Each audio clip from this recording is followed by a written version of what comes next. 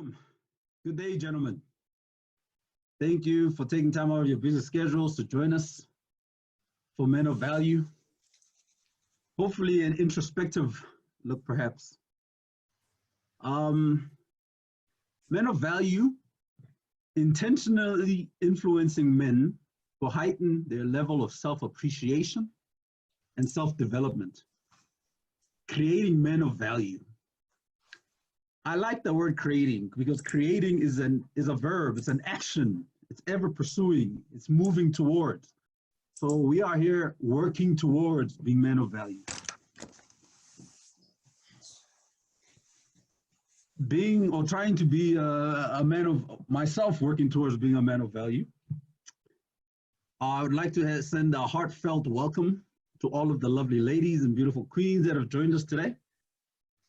I purposely started with the gentlemen because really we're hoping to speak about certain issues that are, quotes, deal a lot around men, that are really quite a bit about men, but definitely thank you for joining us, ladies. We know your time is valuable. Thank you for making the time to be with us. And also we look forward to your rich contribution. So please, I would like everyone to participate. It's a two-way discussion, so please feel free to add comments. We're scheduled to be here today. It's for about an hour, so we should be finishing around that time. My name is Derek Mzanelli. I have the honor of being your host for this heart-to-heart, this discussion, this chat. And in terms of, I think we're all used to this now. The new normal consists a lot of these virtual discussions and so on. Please, if you could be so kind as to keep your microphones off unless you are speaking, just so that we don't pick up background noises. And also, would like a situation where when one person is speaking, we kind of wait for that person to finish and then we join in. So that's really my job, to just try and guide us along. However, in terms of men of value, we've got a few rules. Rule number one, no judging. The most important thing here, guys and ladies, everyone, when I say guy, I'm using it broadly, is there's no judging. You know, everyone is who they are, and we're going to create men of value together from that point. You're also not allowed to sit on your thoughts. Quite a few rules here. You're not allowed to sit on your thoughts. So if you've got something and it's really gnawing at you, this is the place to share it. Share it with us. Let's chat. I'm sure it will add great value. You can always post your questions as well, guys, and we'll come back to them, everyone. And then if you could, just allow the discussion to start with Vic speaking, as he'd like to address us or speak with us a bit, just to set the stage. And the last rule, and probably there'll be more over time, but the last rule is you are allowed to cry. So I'm calling it a chat. It can be very heartfelt, it can be much more serious, but most definitely don't feel any reason to hold back.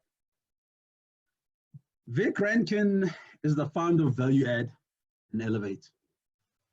He describes himself as a leadership developer, speaker, youth inspirer, connector, visionary. That's a mouthful. He earned his stripes at the University of Dundee. Currently, he's based in Johannesburg, and I think we all speak to him quite regularly, so he's very accessible. Vic is a committed family man. He and Letsejo just this week celebrated their 9th year on the 1st of October. So congratulations. They have 4 children, 3 boys and 1 girl. Vic also is a senior executive level experience multifold in local and global blue chip organizations, and as previous chief commercial officer at AdCorp, as a partner at Stanton Chase South Africa, the ex-MD of Motorola South Africa, the vice president of SAA, and the list goes on. Vic has been able to unite his experience working with industry game changers with his passion for creating the future leaders of tomorrow.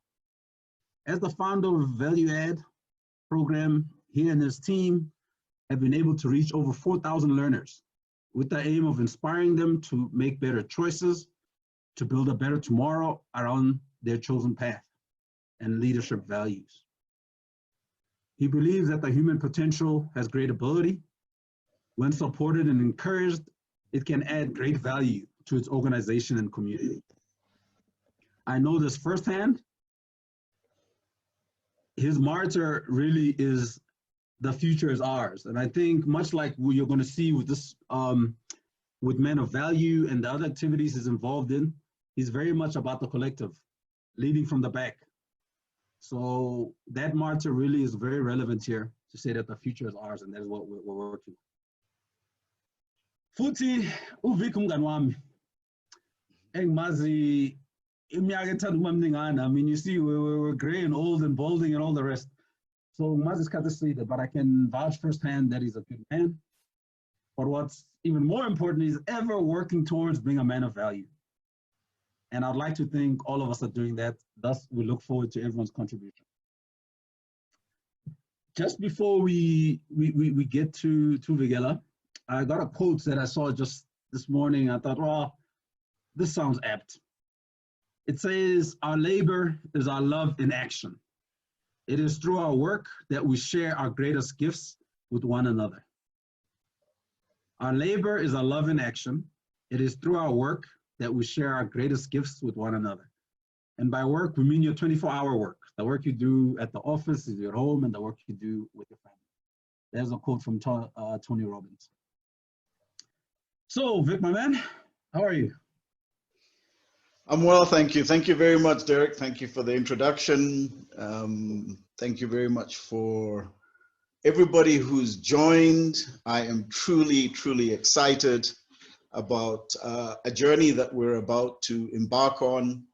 I see that Dumi here has already written about excited for the journey together, and I hope we will be together with this journey, and this is stage one of the journey.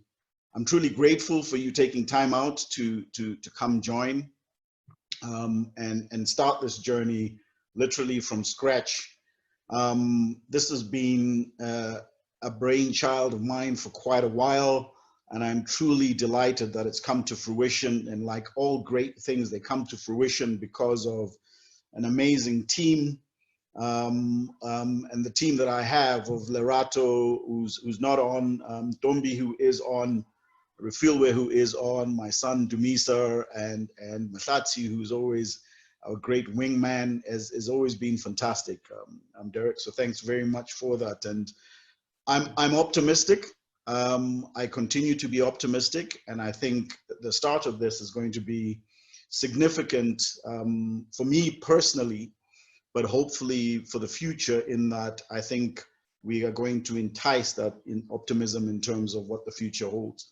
Thank you for your introduction, Derek. I think you've made your points very validly around some of the rules, and we will stick by that. Thank you.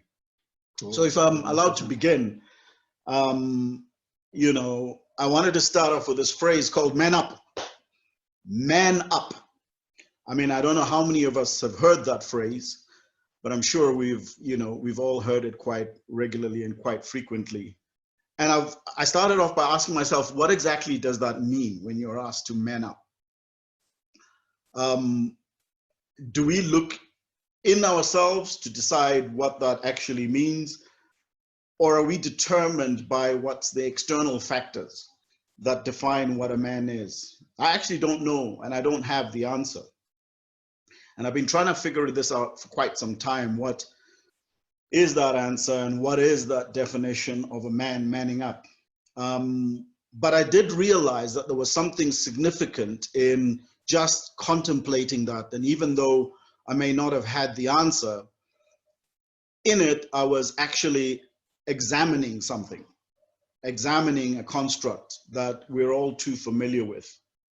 And there's a quote by Socrates, the great philosopher, who says that an unexamined life is not worth living, which is quite a powerful statement.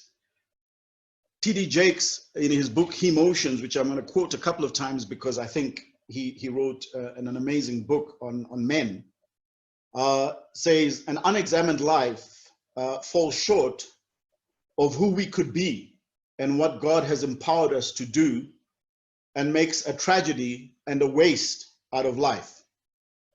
This is rough, I appreciate, but it's true.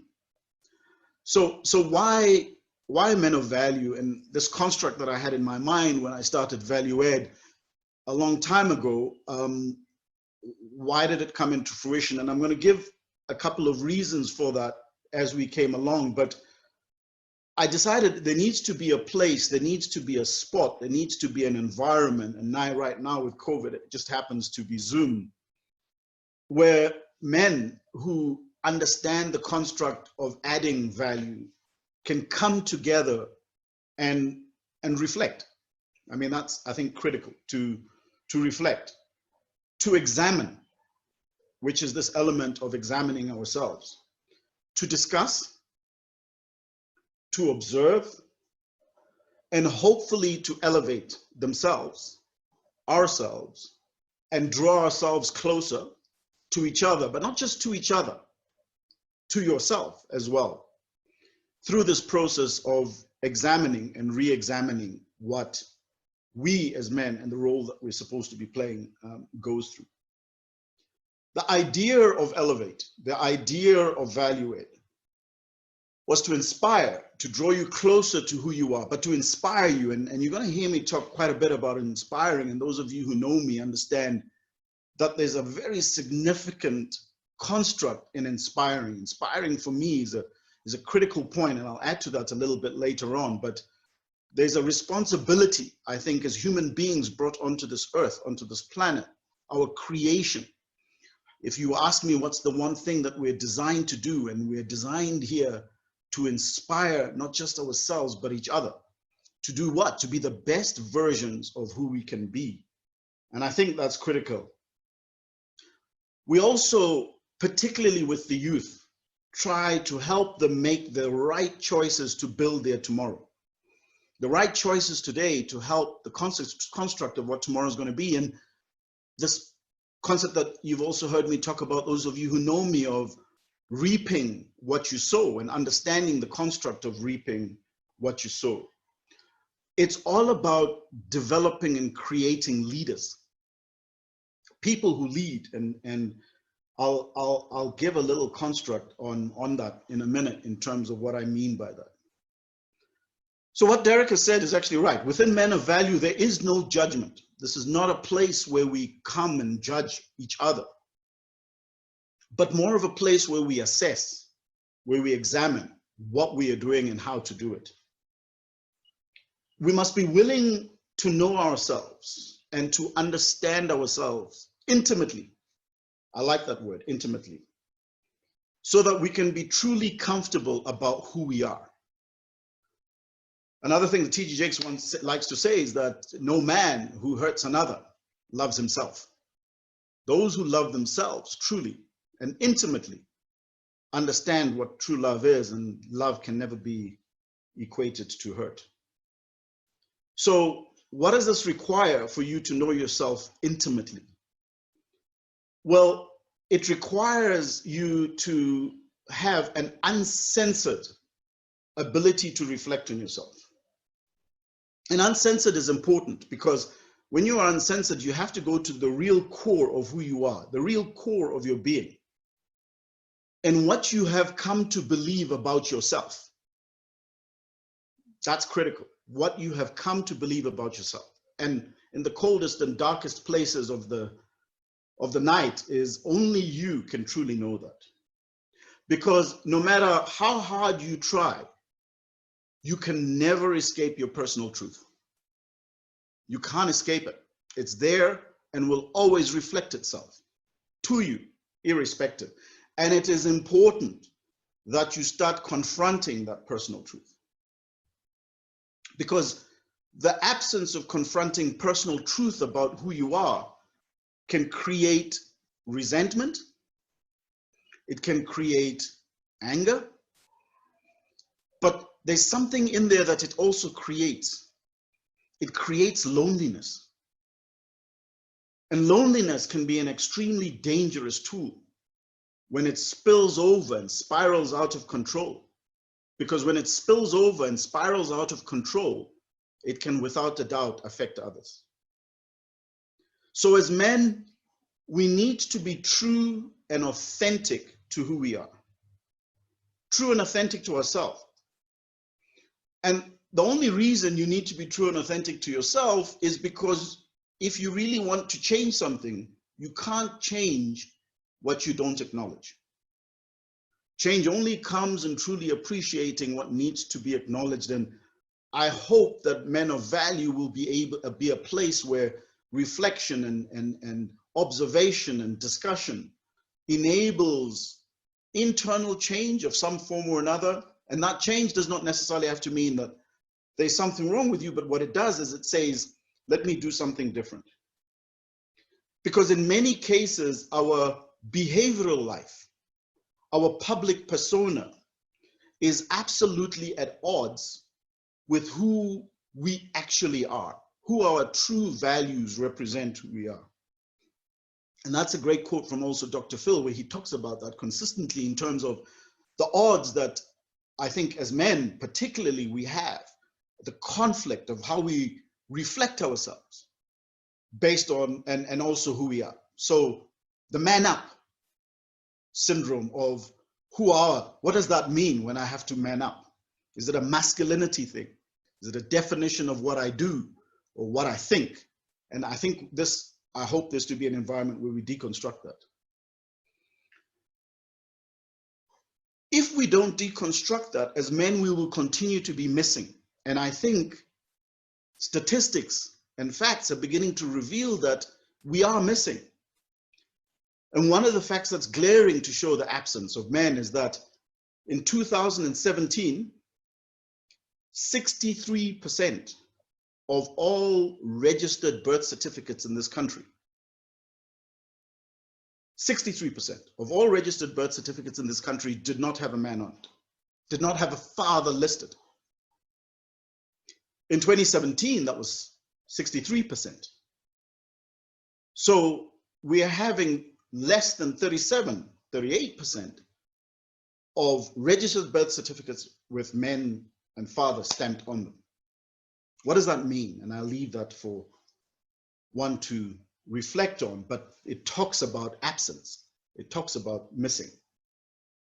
I interviewed a very close friend of mine whose husband is on with us today, who's a clinical psychologist who actually talked to the idea that young people, children, boys are growing up without being aware of knowing what a functional family actually looks like, without having experienced what a functional family looks like.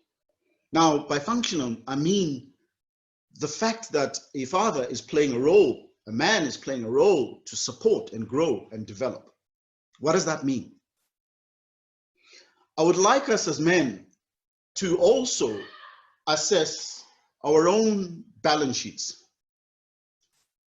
Our balance sheets that talk not only to our liabilities and our challenges, but also talks to our assets, the values that we add, our true assets.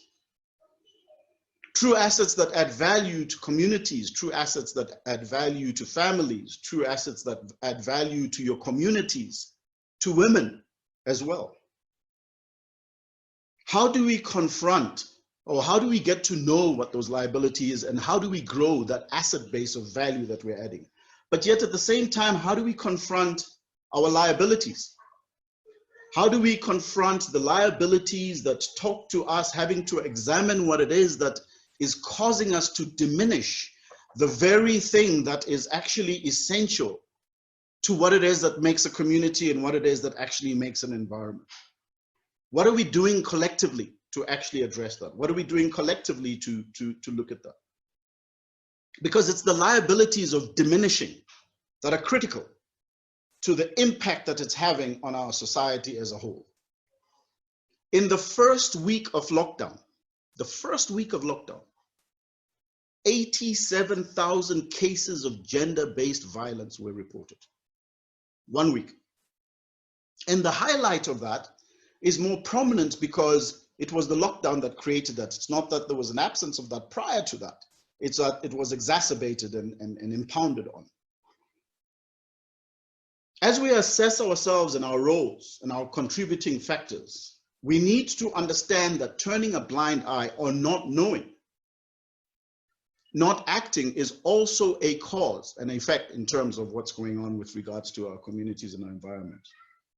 There is a timidity in our response as men to the growing challenge and scourge of what's going on in this country. And I'm using the word timidity just as my word. I'm using the word timidity to put it, but you use the word that you think and you deem to be the descriptor that best suits you.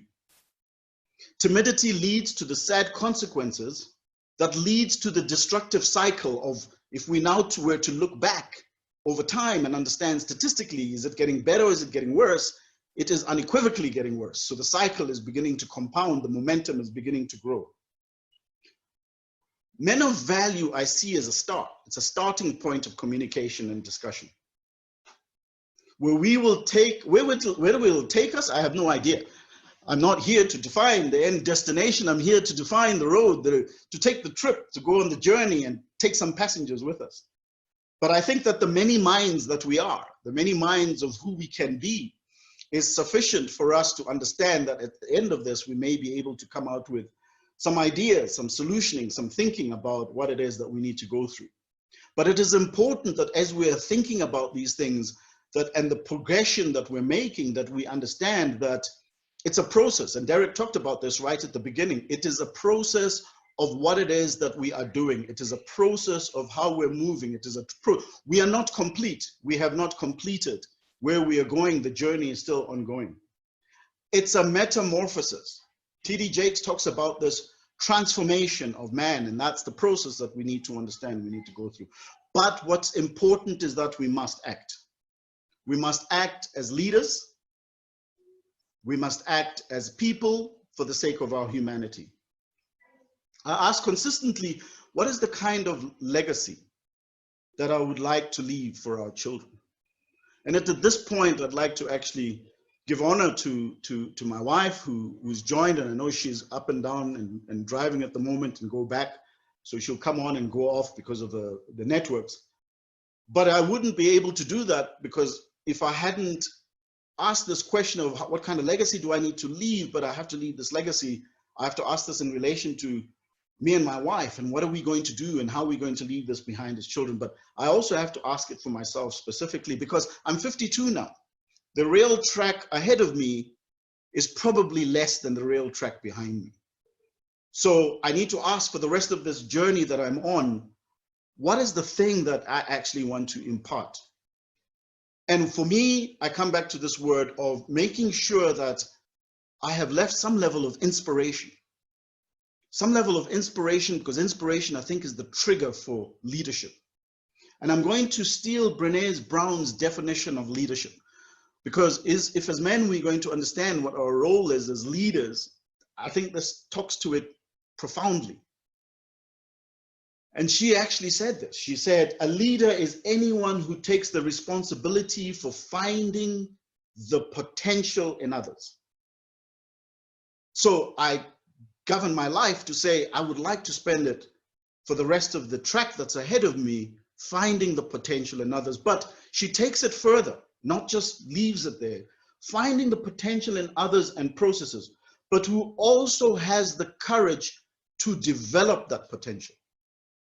To develop the potential.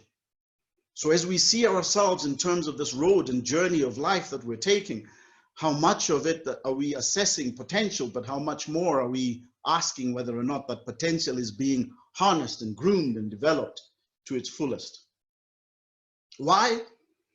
Because an underdeveloped potential in any society, again, is a waste. And I use the word waste deliberately. I mean, if it wasn't for the millions of people who are out there on the front line in different forms of saving us from this COVID, what would the world be like at this present moment?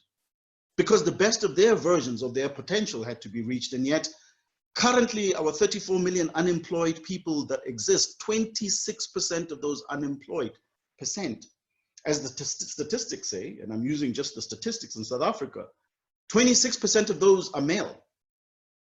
The average in the world of male unemployment is 6%.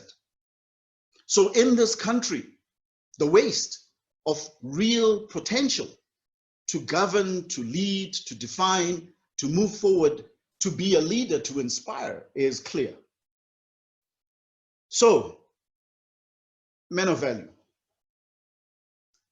Our humanity, I think, is at stake. I think it's at stake because if we do not continuously and harness and grow and plant the seeds of what we need to be planting for our young boys, particularly in this case, then what we are going to reap are the consequences of the cycle that we're in now. So Men of Value today is about a platform to examine, to talk, to solution, to consider, to hear each other out, our views, and to remember that we're doing this in the safety of an environment where the intentionality of this is to influence ourselves and each other, to heighten our level of appreciation and self-development, and to try to add value, more value, and become the men who add value, men of value. Because, as I said right at the beginning, a wasted mind or a wasted individual or wasted potential or wasted leadership does not add, but diminishes. And anything that diminishes in this cycle of the journey of life, this trip that we're all on, that someday is going to come to an end. When we leave here, we need to ask, what did we impart? Particularly, and I ask this as men, to the society and the environment that we were in. With that, I thank you. With that, I turn back to the host and say, let's have the discussion. Let us talk, let us impart what it is that we think, we're doing, we hope, we solution. I don't have the answers. I've just gathered the men and the beautiful women who've joined of value to say, let's add it. Thank you. No, you've said, thanks, Vic. You said a lot.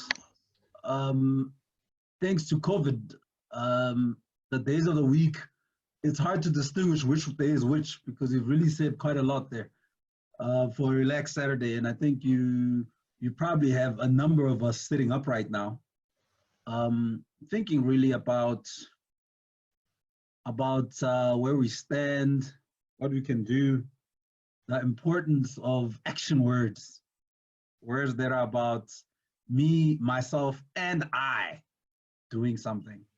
And of course, that something really starts at the core. If it's the something you're doing to improve yourself, to become a man of value, then the rest may just fall into place. Vic, you said quite a lot there, and a lot of time, obviously, you spent developing value add and elevate. But because you said so much, if maybe you could just reiterate what really made you start value add? Was it a certain moment?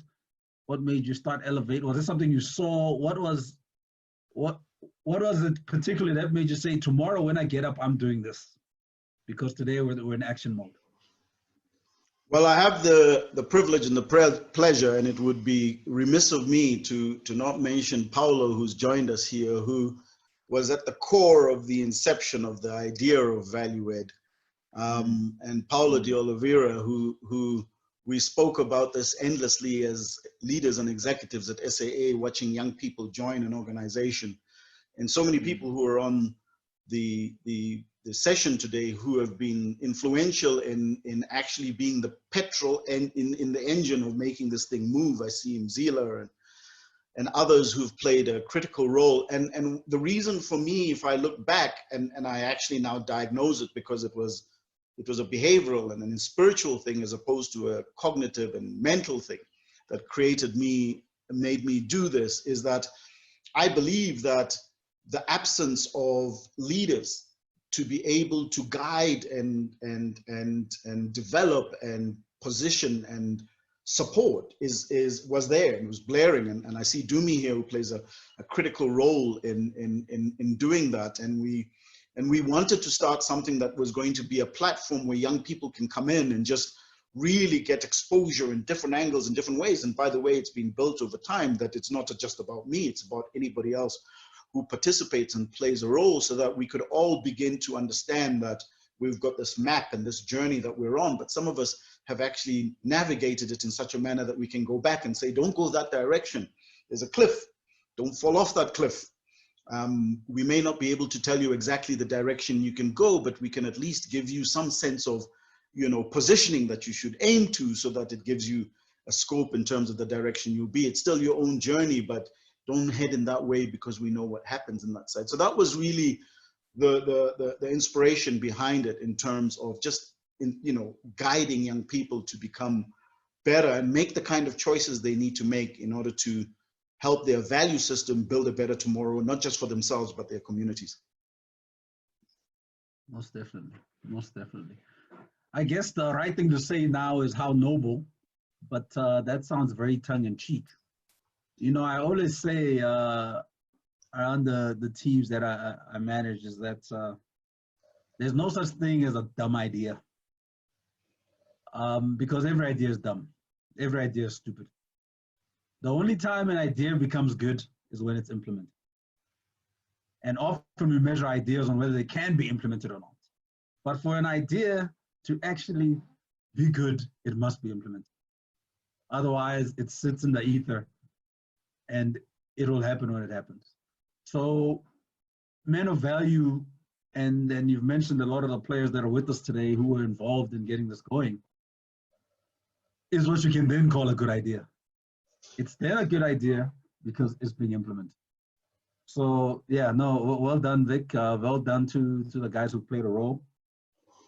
I really think I'm excited about the journey. I think we're all excited. One thing we probably need to do, and you hinted at it just at the start, Vic, is how do we define men? As you can see, I mean, once you get over that hill of the big 5-0, you probably can say, well, you're old enough to use terms like, for us older guys, and perhaps just for ease of our discussion, can we for today be a bit old school, and perhaps simply define men by gender?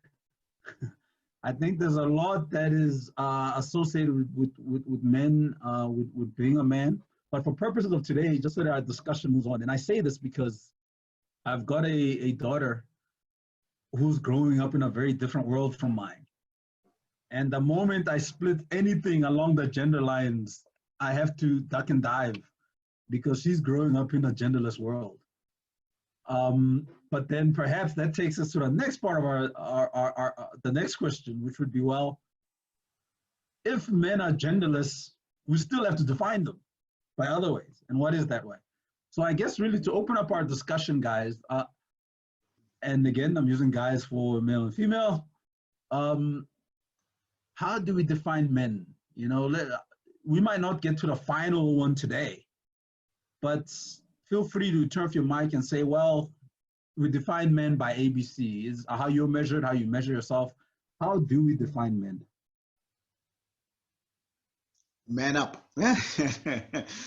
So I'll kick off, and then I'll probably make it a little bit easier. And in the sense that the way I see it is that we are ultimately trying to bring out the best versions of who we are. And the best versions of who you are lie deep in the same DNA that when a ovary made a sperm and connected and started with predisposition designing the ultimate human that went from fetus to child. That in that DNA, there is what I believe to be the tapestry of the core of the authentic you. Some may call it the spiritual you. And when you can bring out the best of that, the one element is, for me, is defining that. Who am I at my best? The second for me is, who am I at my core in terms of my spirituality, my relationship with that spirituality? Because for me to be the best I am, there has to be a connection between me and that spirituality.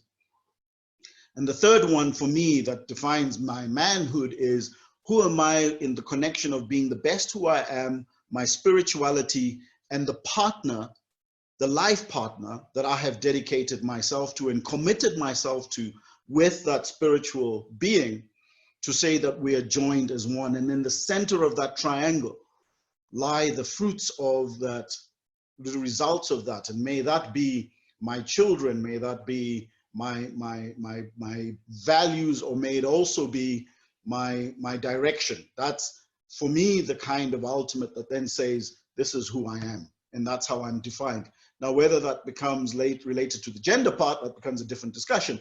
But as long as I have been who I can be, then that's it. So that's for me, and I'd be really interested to hear from others in terms of their views and how they see it, but not just on that, and in everything else that we've been talking about.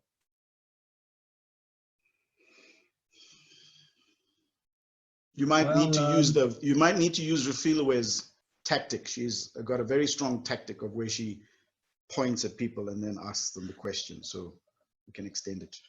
I was about to call certain people out, and I think I have to get Dumi's view on this, because I think he was one of the very early people to log on. So to me, that implies, well, I've got a lot to say, and I'm going to say it. So what are your thoughts around this? I mean, how do we define men? For me, thank you, Derek, and thanks to Vic for this. This platform is long overdue, and in this way, in this manner, and pitched exactly how you did it, Vic. My question though, Derek, is why would you only give them 15, 20 minutes? We're listening. We wanted, like, give us more, man. Give us more. Awesome. Yeah, really enjoying it. Yeah. No, thanks, Dumi. It's interesting when you're told to host something. That's what you do.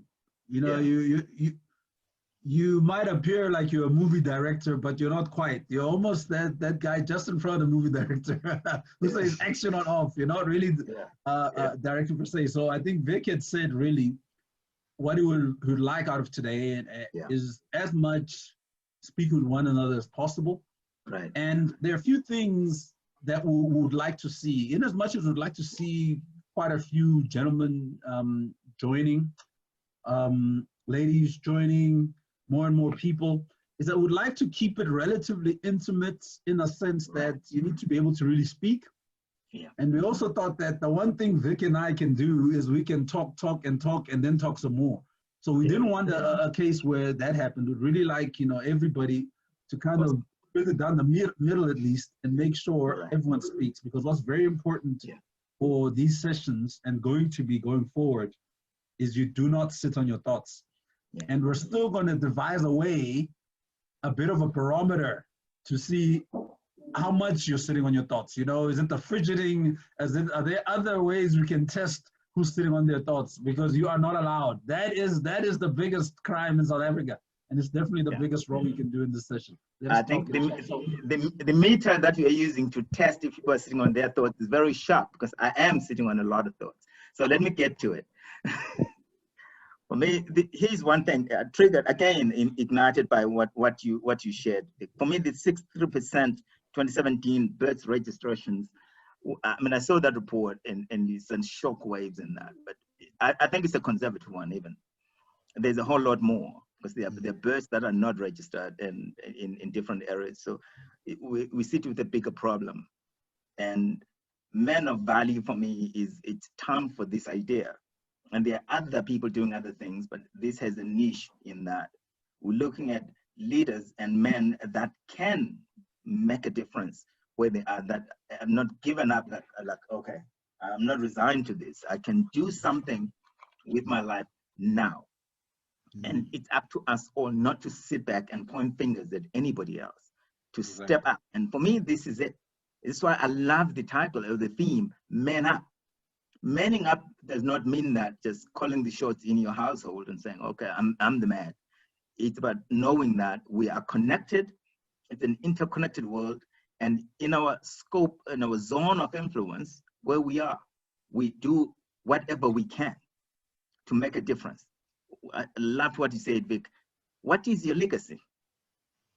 And for me, I'm about your age right there. And I'm thinking, yeah. And I've been reflecting exactly on that. What have I done? What legacy have I left for my children? I've got 3 kids. One is 25. He lives in Toronto in Canada on his own, runs his own business, great stuff. And 2 kids that are still in school. And I have to think about all that. What do I do with my gifts and talents that God has put in me? I've got to step up, but it's not only that. My responsibility extends to my community, to my country, to my region, to my continent, and I have the scope and time to do that. So it starts with that. I love that you say it's not a cognitive thing. It's an all wholeness being thing. All of me brought to bear to make a difference. And this for me, this is amazing. And I'm saying I'm happy to do what's required to step in and do this. But I'm gonna start with this. Let's have a honest conversations about what we can do and who we are. I love that again, by the way. That's why I wanted you to have more time. Who we are shows up in our engagement with our world. So let's show up the best way we can. Brilliant, brilliant, brilliant, brilliant. Yeah. Having heard you speak now, Dumi, I'm thinking maybe we should cut the sessions down in half, because quite clearly it's going to be quite competitive here. You know, we're going to have some heavy. We're going to have some heavy hitters, and really, guys, we're hoping that's what it's about. You know, you even said it's not a cognitive thing. It's an action thing, and something that one can do in their world, be it the 4 walls around you and your property, and definitely much more outside of that. So very nice, Duma. I'd have to agree. I think Oscar's got a question there. Oh, who does? Oscar's got his hand up, and yeah, Kwando Oscar. actually asked a very pertinent question in the chat group. But In the chat, let's yeah. go with Oscar. Hey, sorry. Sorry, our session is being disturbed here. Good morning, everyone. Good morning. Good morning. Yeah, sorry, my daughter just came in as I was about to speak. Yeah, man, Vic, thank you so much for the presentation, Baba. I'm quite touched, more so about the theme. There's a lot, to reflect on this theme. Maybe my first comment will be the quote from my own father, Babong Zalayo. He once told me as I was growing older, actually when I reached 35, getting into adulthood.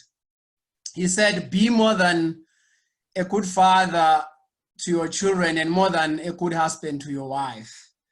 I think he was talking to the issues of legacy. So when we've achieved everything, when we grow as a young man, we dream degree, house, marriage, and so forth. And then at some point, you begin to ponder on legacy issues. And I think that is the age of, of adulthood, of manhood. So for me to define manhood, we define manhood in different ways. Manhood for me is character. And that character doesn't just pop out from nowhere. It's inculcated. You build it. We are as I said last time, we are the products of the manner in which we are raised and wired Now, you see, what we see today as we have a frustration of manhood, it boils back to how were these young men wired as they were growing up. I mentioned to you that I'm from the justice class. I'm the chaplain in correctional services. And I heard you talking about the stats, SSA in percentages.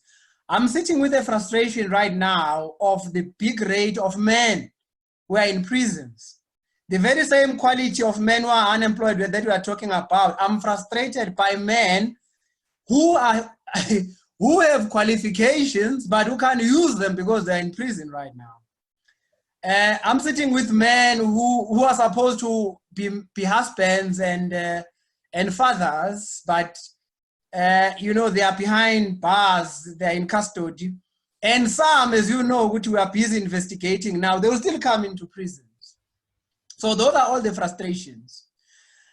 Again, Baba Dumi, I differ with you a bit. I think it's good that Vigela spoke, you know, his presentation was short, because it's in engagements that we grow. It's in sharing our experiences that we learn from each other. This issue is big. It's multi-sectoral, it's professional, it's a multidisciplinary in its manner. So obviously a scope of an hour or two will never be enough to address the problem. But let's be thankful and appreciate that the conversation has started. Now, Vic spoke about the trip. He said we are on a journey. Now, my first frustration again in that journey, let me check here. We are more in a minibus right now because we are 22. We are more, if we were to group ourselves, let's say we are going to Durban, we'll be in a minibus. So the first thing we should work on is that, how do we make this a convoy? Because I think this is a group of leaders. And leaders in their nature, they are always few. So we want followers, we want boys, we want young men, we want offenders who will benefit from this program. I said it's multidisciplinary. I'm from the religious sector, I'm an ordained priest. I'm from the justice cluster. Many of you I can see here, you are coaches, you are executives and so forth. How do we bring ideas together so that you bring your group, I bring my group, you bring whoever, and Tombi brings, you know, her youth and so forth, so that this becomes a convoy. And then once it's a convoy, then we can have the exodus now and move from point A to point B and from point C to point D, because really it's in action that we transform the nation. I mean, we've had presentations before. We've had talks before. Some of you, Vigela, you've got experience, you've done this on a number of occasions. But, you know, I'm sorry, there's a lot. I'm a preacher, so I can go on and on and on. Now, but at the end of the day, the bottom line, Mr. Program Director, is action. It's there that we can now measure the impact. It is then that we can monitor and evaluate how far we are going.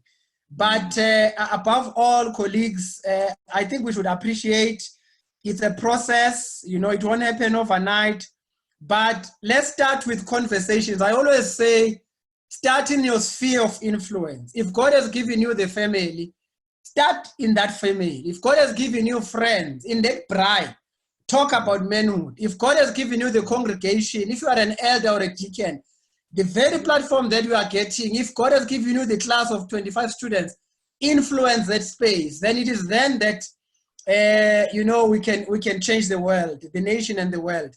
The last thing I want to mention, you mentioned about the the dysfunctional families. Actually, that is chapter 3 of our white paper on corrections, which was researched before 2005. That was discovered that actually the dysfunctional families have impact in the manner in which children are raised, the very environment they grow in.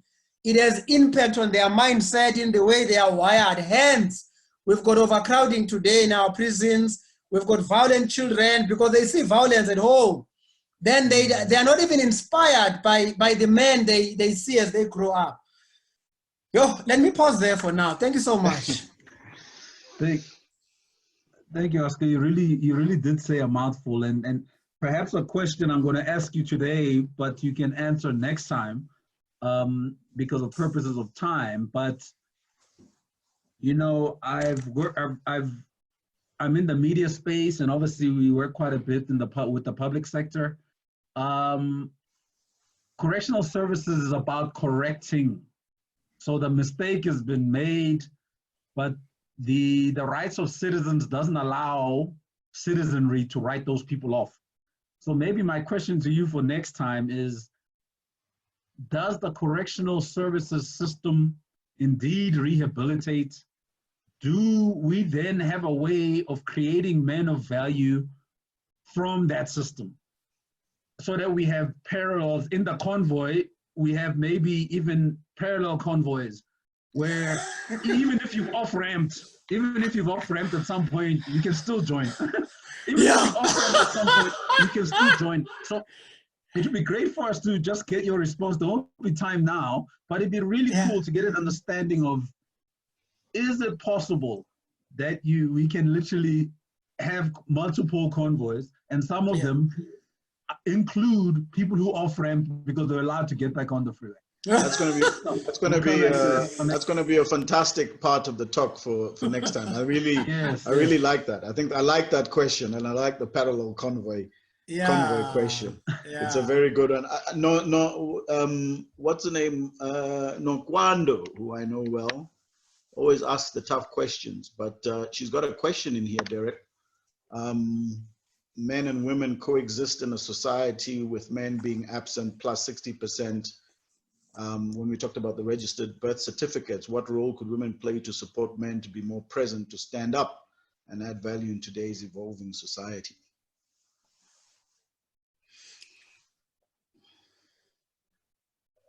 Who would like to speak? Well, I see Paulo has managed to avoid speaking to this point, so that may be a question as one of the brains behind Men of Value. Would you perhaps be able to engage that one? Paulo, that's you they're talking about.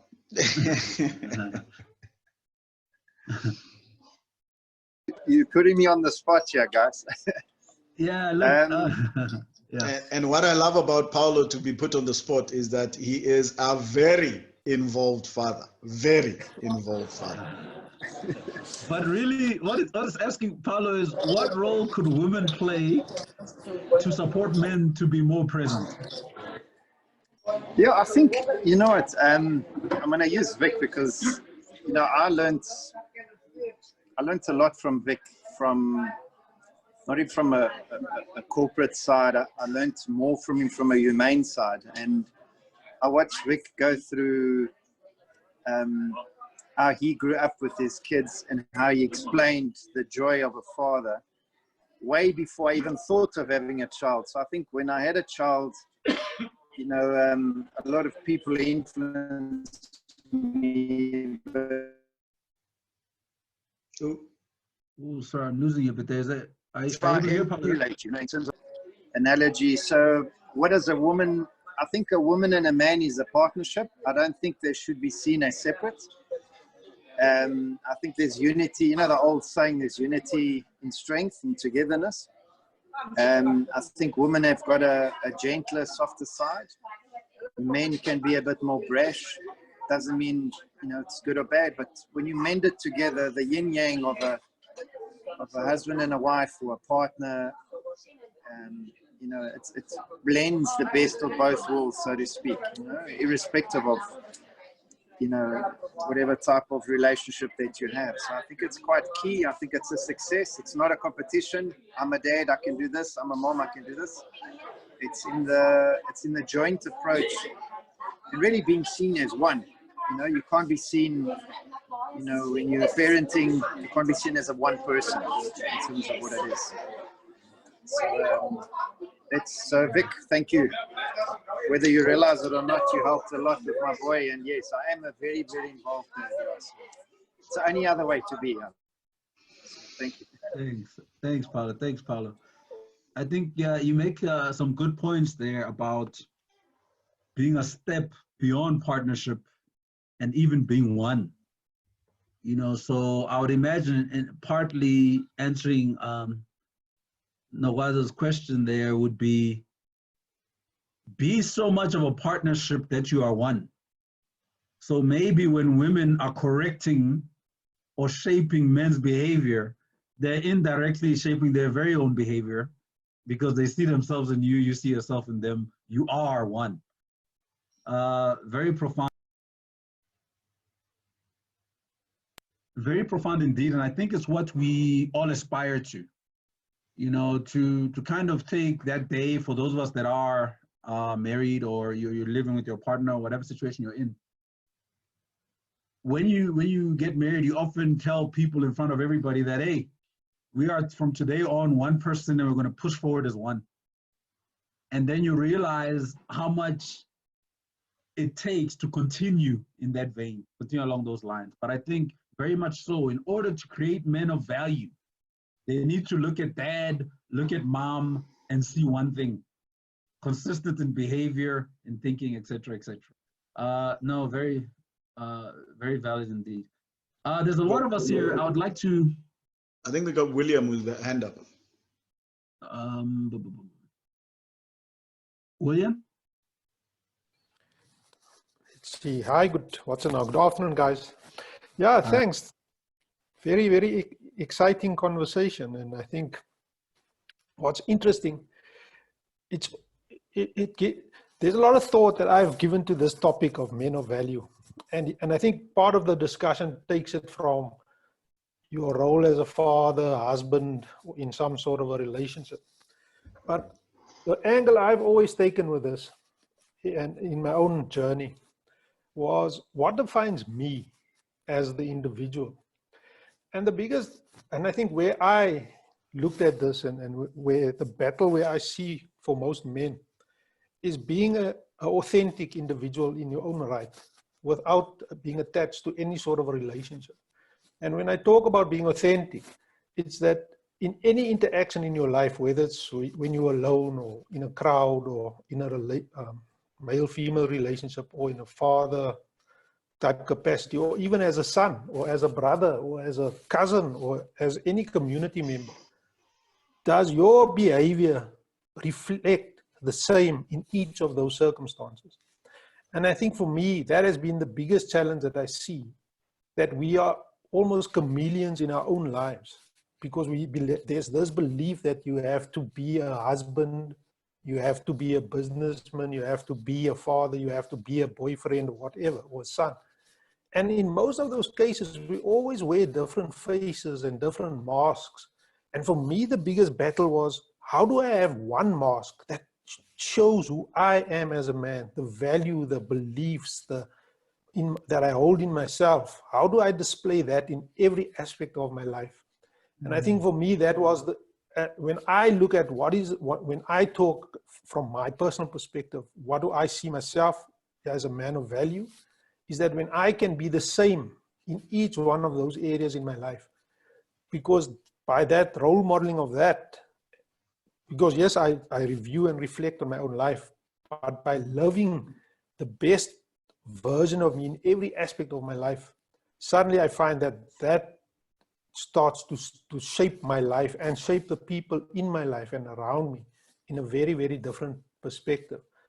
So I think that's my angle, and I would like to contribute that as part of our discussion. How do we become men of value that are consistent in the way we live our life in every aspect of our life, and not asking questions about, well, how does my partner, how does my mother, my father, my child help me be who I am? Yes, that's true, but that's external to me. My challenge, and I think the biggest challenge that we are going to face if we want to start building some sort of a momentum with this, is how do we get men to see themselves as men, irrespective of where they find themselves, irrespective of what relationship they find themselves in. Because it's ultimately about us creating and leading, let's call it the next generation or the current generation of young men, into finding themselves so that they can be that authentic self in every aspect of their life. Because when we have that is not driven by past behaviors and driven by and I know a lot of the stuff we're talking about is things where our society determines certain values, beliefs, mindsets in our young men. That's why we see all these crazy statistics, because it's a past generation driving another generation.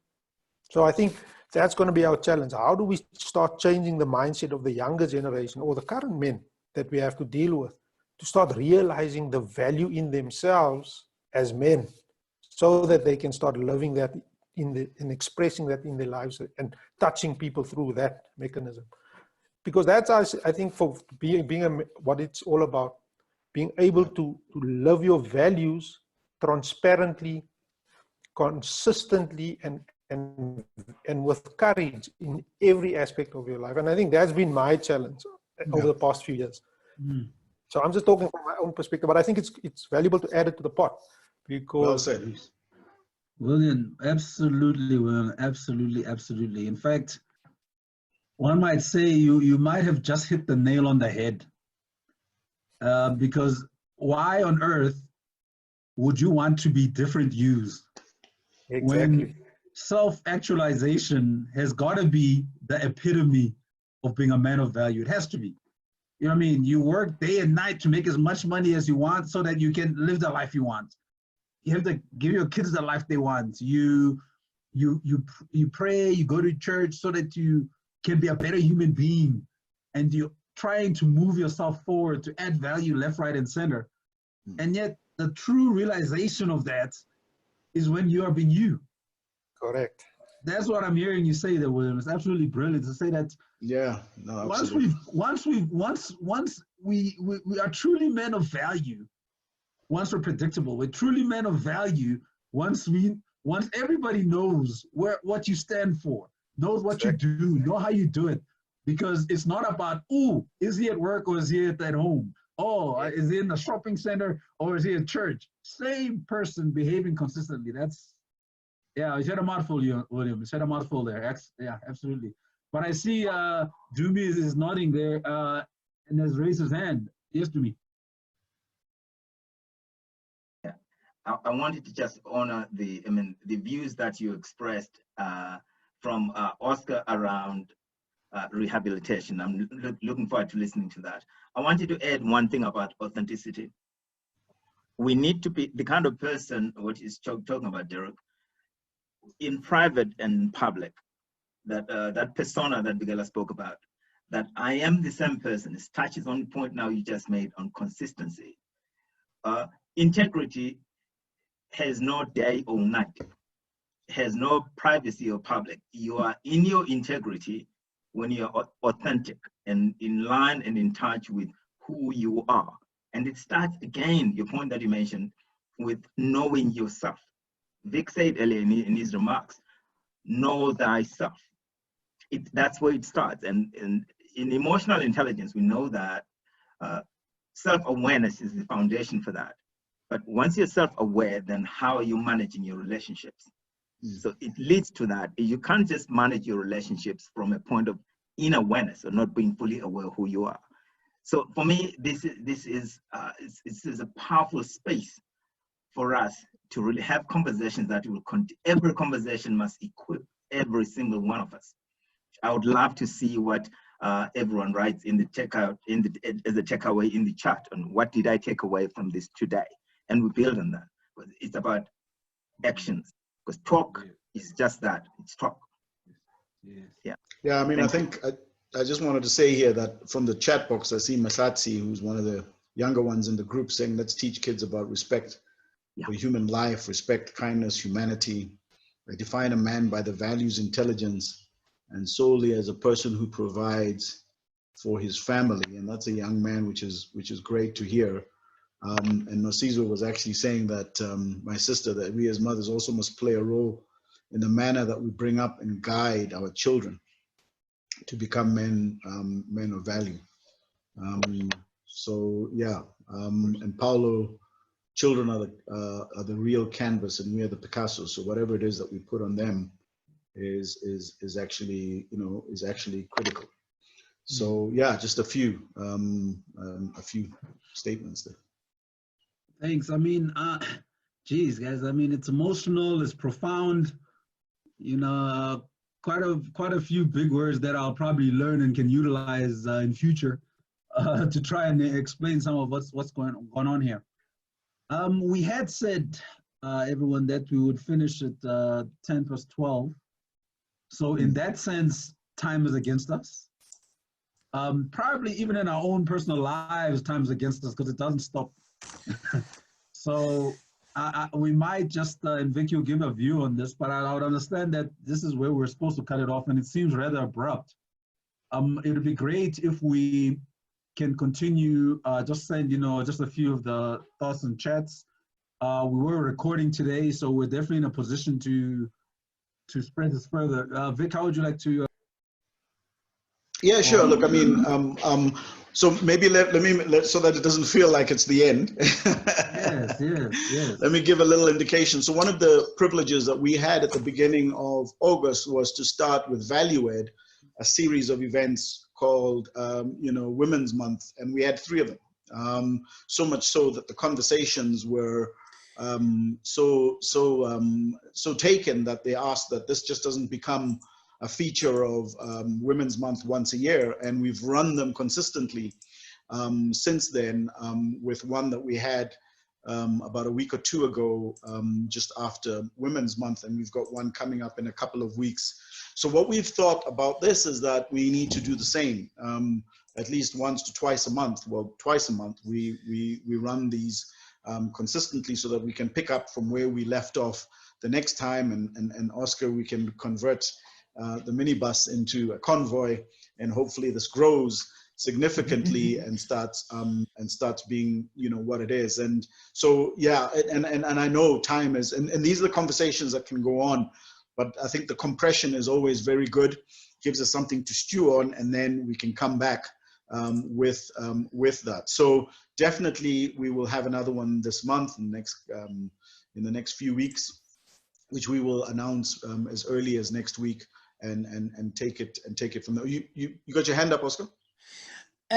Yes, sorry man, I know it's at the end, but I think Udumi wanted maybe a quick response on rehabilitation, just a comment rather, based on that question that Derek asked earlier, if you don't mind.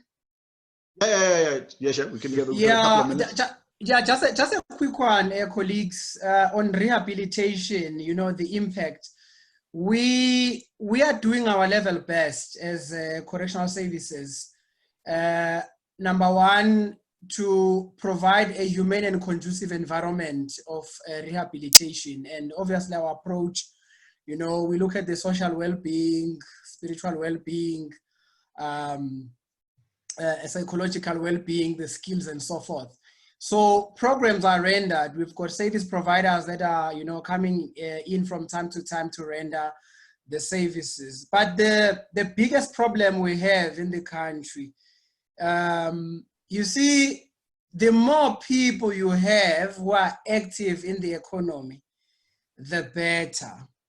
You see, when you get out of the correctional system, you were in incarceration for many years and you go back, but there's no economic action. You cannot be involved in the economy, because at the end of the day, you are the man.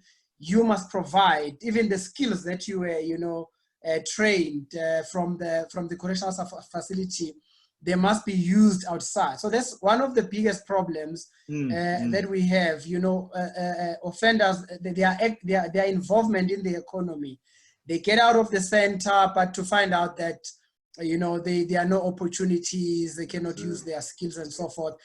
Another problem is the issue, issue of the record, the criminal record, because the biggest debate now is that if you've served your term, you've been punished, so to say, you've been corrected, then why are we still having, the record that prohibits you from accessing the market? But otherwise, then that results in recidivism, which means re-offending, and we re-arrest and overcrowding and so forth. So it's another debate, but I think I can pause there for now. Thank you, sir. Excellent. Thanks, Oscar. I think it's definitely food for thought. I think this is generally, I think, perhaps the kind of time frame we'd like to work with. Yeah. There's a lot to go on here. We'll, as Vic was saying, another session is not too far away. We would like to obviously incorporate this into the next one so that we don't seem to just jump rock to rock, but rather have a path that we seem to take with some structure. I'd like to really thank everybody for making time and for participating today. And I would also like to encourage that you have the discussions in and outside of this group, that you speak with others. And there are so many points, and I think because of time, I probably won't be able to go through them, but there were so many key words that came out when we were speaking today. And I think one of them really, guys, was inspire. And Vic said inspire many, many times. So I'm hoping that today has inspired. And part of the rock that men of value should provide for each one of us is it should be serve a certain support function. Support is very important, guys. Support is very important. And so I'm so glad that we participated. I'm hoping next time more participation. But this has to be, among other things, the one forum where you can't wait till we meet again because you've got something to say. And hopefully we can, over time, create a safe environment for engagement, be it casual, be it intense, about men and the value that we can add. Also, I think something that I really liked were the words balance sheet. What's nice with the balance sheet is that, we know today that depending on who puts these things together, and the reason why they must be based on audited figures to eventually get to this balance sheet, is that you can make it, shape it slightly different. So two people won't necessarily give it the same balance sheet, even on a single assessment. However, a balance sheet is a certain look at a date in time. So maybe between now and when we next meet, you do your balance sheet, and you'll quickly see how your balance sheets in terms of assets and liabilities can start to move, because it's simply a picture in a day and time. So every so often, get in the habit of drawing up that old balance sheet. Don't worry, we won't audit it. We work on a trust system. We'll assume that it's all valid, but do every now and then do some reflection, because again, it's about action. So what action can we, even as soon as today, do? Go into that balance sheet and see how it looks like. Thanks again, everyone, for joining. I really do appreciate it. It's been a privilege for me to act as host.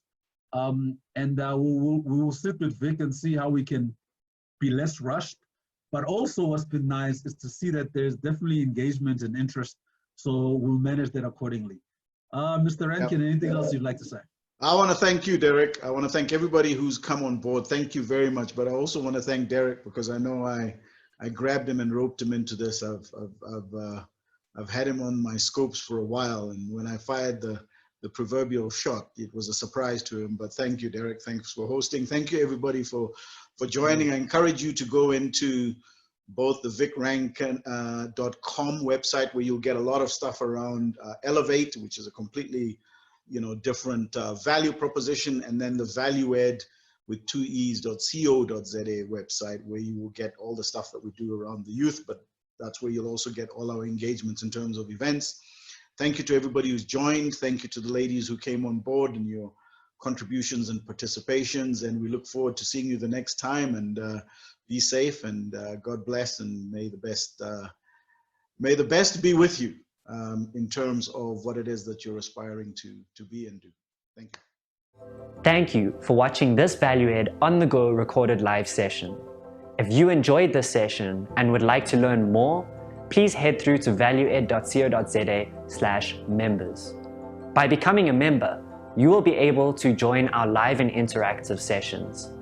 This will allow you to ask the host questions, but also meet our other Value Ed family members who are part of this course.